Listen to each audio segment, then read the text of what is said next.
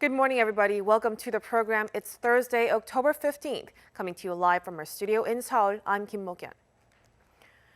Now, we begin with our top story with the coronavirus situation here in South Korea. The nation reported 110 new COVID-19 cases on Thursday, spiking back into triple digits after several new cluster infections. Of the new cases, 95 were locally transmitted and 15 were from overseas. The total caseload now stands at over 24,900. One more patient has died, bringing the country's death toll to 439. Europe is seeing a huge resurgence in COVID-19 cases despite having some success slowing the spread earlier this year. This had led to a number of countries there imposing new stricter measures to try and contain the virus. Our Lee Seung-jae reports. In just the last week alone, Europe has reported more than 700,000 new cases of COVID-19. According to the Wall Street Journal, 27 EU countries and the UK have now surpassed the US in terms of new cases per million for the first time since spring. Among the European countries experiencing the biggest surge, Italy on Wednesday reported 7,332 new cases, breaking its previous record for the most infections added in a single day. Italy's previous daily record was 6,554 in March. Despite that, Italy reported just 43 deaths on Wednesday. In France, the government declared a public health state of emergency on Wednesday, given the rising figures in the country. This also means a 9 p.m. to 6 a.m. curfew will be introduced in 8 metropolitan areas, including Paris, Lyon, and Lille.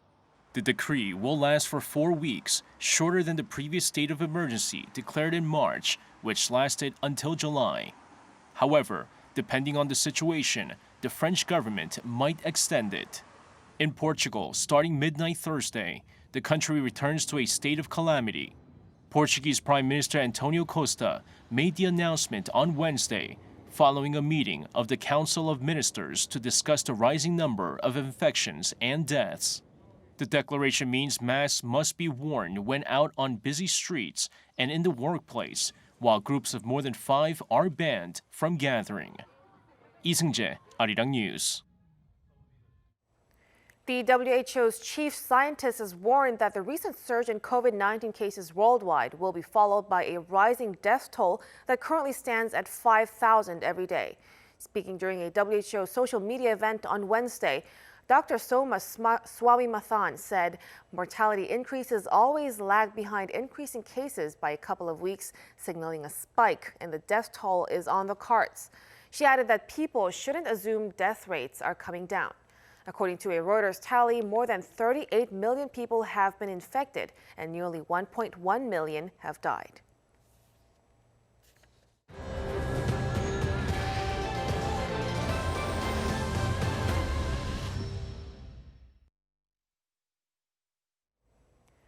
U.S. Defense Secretary Mark Esper says Washington is committed to the envisioned transmission of wartime operational control of South Korean forces back to Seoul. But he says it will take time to meet the required conditions. He made the comments during the Security Consultative Meeting on Wednesday, an annual meeting of the defense ministers of Seoul and Washington. Esper said the process of meeting all conditions will require some time, but the process of doing so will strengthen the two sides' alliance. In a joint communique, Seoul and Washington highlighted that great progress has been made. Under the so-called conditions-based OPCON transmission plans, the two countries first need to identify and reinforce Seoul's capabilities to control its troops in the event of a war. U.S. Secretary of State Mike Pompeo has played down North Korea's parading of a massive new long-range missile, stressing that the regime has had no missile tests during the past few years. Our Kim Hyo-sun reports. America's top diplomat has highlighted the importance of noting that North Korea has not conducted any major missile tests for the past couple of years. The North Koreans, however, last year did exactly 0 International Continental Ballistic Missile tests last year. That held true for the year before that as well. So the agreement, the understandings, albeit not achieving our ultimate objective in North Korea, has certainly led to reduced risk from the United States vis where we would have been had we continued on the path that the previous administration had engaged in. U.S. Secretary of State Mike Pompeo was responding to a question at a briefing on Wednesday on whether the Trump administration's diplomacy with the regime has been successful. Pompeo seemed to tout the administration's North Korean policies, as the regime had not carried out any nuclear or long-range missile tests since President Trump and Kim Jong-un signed a joint declaration at their June 2018 summit in Singapore. Despite Pyongyang's recent parading of a massive new long-range missile, Pompeo stated that only testing can ensure a missile is functional. Pompeo also explained that China conducted more missile tests last year than the rest of the world combined, implying once again that Washington is more concerned about confronting the increasing threat posed by Beijing. He also mentioned the consistent violation of the most fundamental human rights in China. Kim Hyo-san, Arirang News. The company that manages BTS has made a strong debut on South Korean main stock market on Thursday morning. Big Hit Entertainment had its IPO price set at 135,000 won, but within minutes of opening, that price doubled to 270,000 won, which is around $235. The firm's total stock market capitalization is now expected to be over $10 billion, bringing it to the top 30 on the country's benchmark KOSPI index. It's the season for hiking in South Korea with perfect weather and the beautiful reds and orange hues of autumn. Despite the COVID-19 pandemic, the public can still hit the trail, but there are quarantine measures to adhere by. Our Han Seung-woo tells us more. Nothing captures the essence of October like the leaves changing color. During this time of the year, millions of hikers visit national parks across South Korea. Here on Seoraksan Mountain, which showed the first signs of autumn in late September, over 80% of trees are expected to turn yellow and orange this coming weekend. But due to COVID-19, the government is advising people not to visit parks to see the autumn leaves. Instead, it is promoting the National Park Service's YouTube channel where viewers can tour parks virtually. But for those going anyway, it's recommended to wear masks and keep a 2-meter distance between each other while trekking. And from this Saturday until mid-November, group tour buses won't be able to park at some public parking lots directly run by the Korea National Park Service.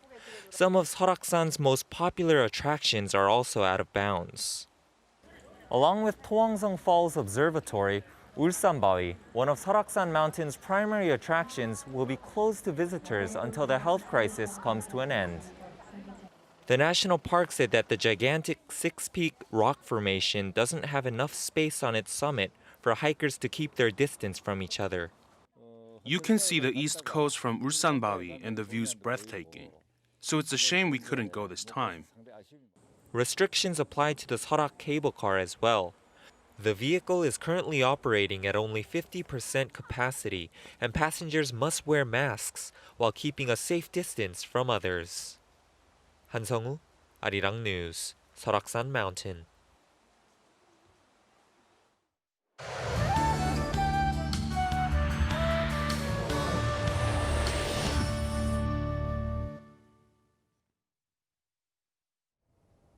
Good morning. Most in the region saw the season's chilliest morning, with lows dropping 5 to 7 degrees lower than yesterday. Frost was observed across most inner regions, with a sub-zero chill in northern parts of the country this morning. But it should warm up quickly, with highs jumping nearly 10 degrees by the afternoon, and Seoul will get up to 18 degrees. Daegu, Gyeongju, Gwangju will be at 20 degrees this afternoon with crisp autumn sunshine. But the dry and sunny spell continues for another 5 days or so for the capital regions, while Jeju will see rain from tomorrow afternoon into the night. Meanwhile, readings will return to what we would normally see around this time of the year from Friday. Note that the wearing of multiple thin layers will keep you warmer than a single thicker layer, because warm air trapped between the layers can act as an insulator. That's Korea for you, and here's a look at the weather conditions around the world.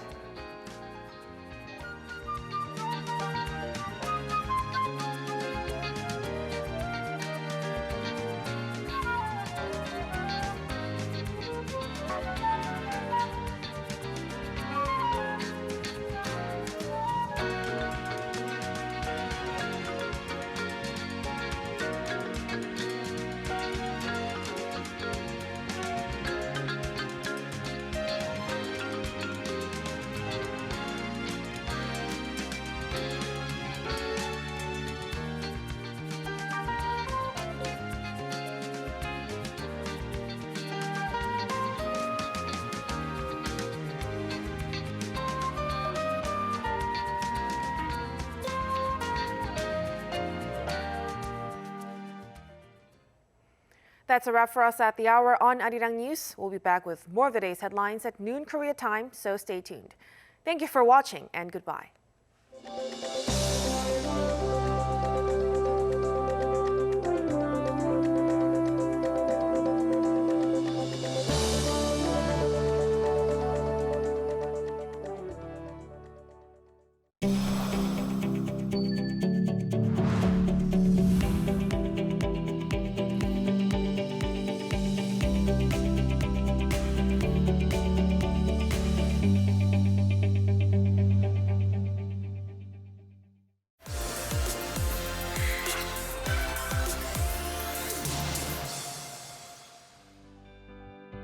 As the fight against COVID-19 continues, the society is coming down with what could be called the coronavirus blues.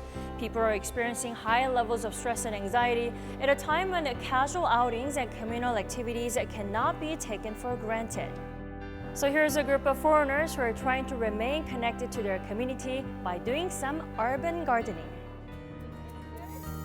A patch of green in the middle of a city. This garden is where foreign residents get together. That's the IFS community garden over there. Can you see? I go every day. From Germany, Philippines, India, and Japan, people with different nationalities meet up in the urban garden and tend to the crops together. If you only sit in the office, so you can do some exercise here in the garden, and then you know how hard it is to plant some vegetables. They cook with freshly picked vegetables from the garden and share the food with their neighbors. I can tell it's very fresh. Like the cucumbers are like, the lettuce is good. Like yeah, all very nice. Yeah, delicious.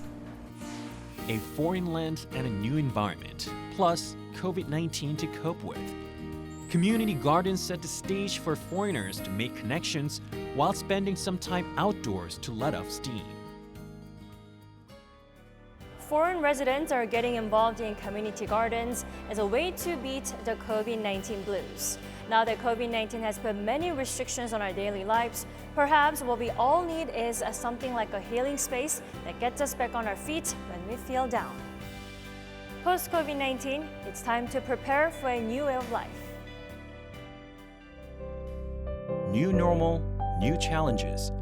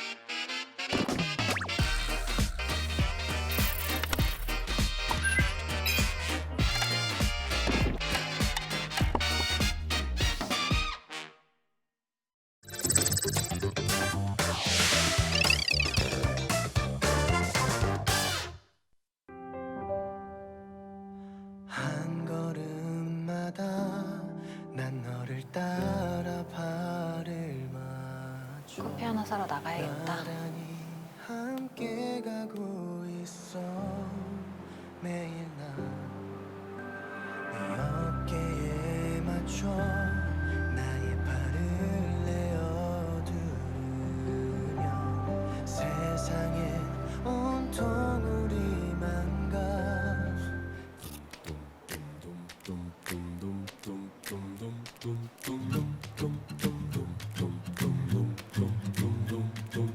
모니터 터치하고 그다음에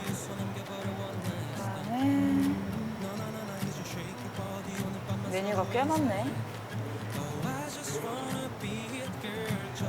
화면을 터치하고 카드 결제 여기다 그 많았던 궁금함을 채우고 나면 우린 결국 아무 사이 아닌데 넌 몰랐으네 baby girl 달콤한 건 후회뿐이라는 걸 지나간 버스는 잊어버리고 I'm here 내 손을 잡아줘